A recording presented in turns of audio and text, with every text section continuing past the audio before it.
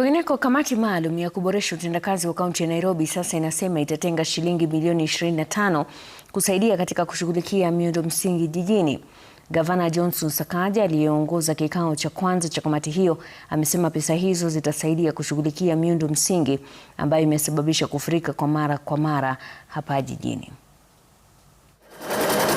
Huku shughuli za uokoaji wa mafuriko ya Ijumaa yaliyosababisha maafa na uharibifu mkubwa wa mali ikiendelea jijini Nairobi.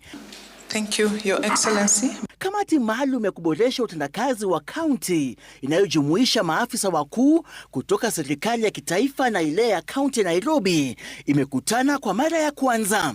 Mkutano huo uliosimamiwa na gavana wa Nairobi Johnson Sakaja uliangazia jinsi ya kukabili mafuriko jijini miongoni mwa masuala mengine yanayohusu utunzaji wa mazingira.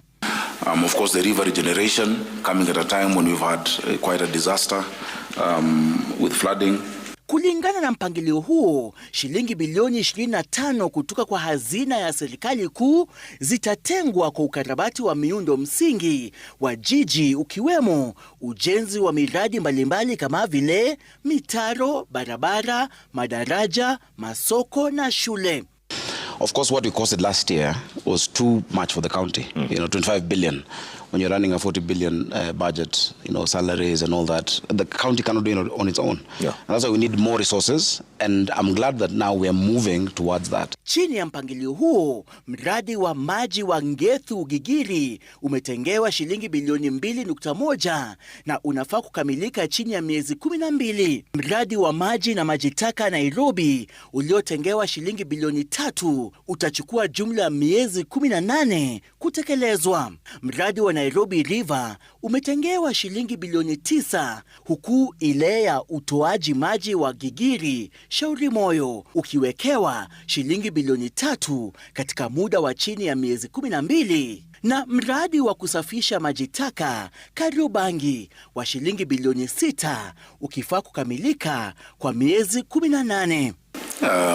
We shall use this as a framework to get additional resources through the appropriation in the national budget as well as the county budget.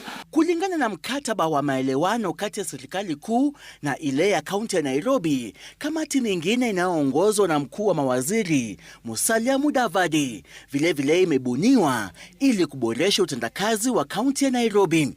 Kamati ya utekelezaji wa maelewano kati ya serikali ya kitaifa na ile ya kaunti inayoongozwa na gavana Sakaja na ambayo inajumuisha jumla ya makatibu 5 kutoka idara za mazingira, ujenzi, elimu, uchukuzi na nyumba itakutana kila Jumatatu.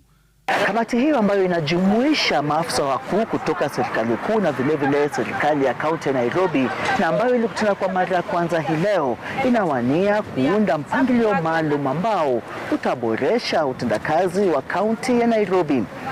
Seth Olale, runinga ya Citizen katika kaunti ya Nairobi.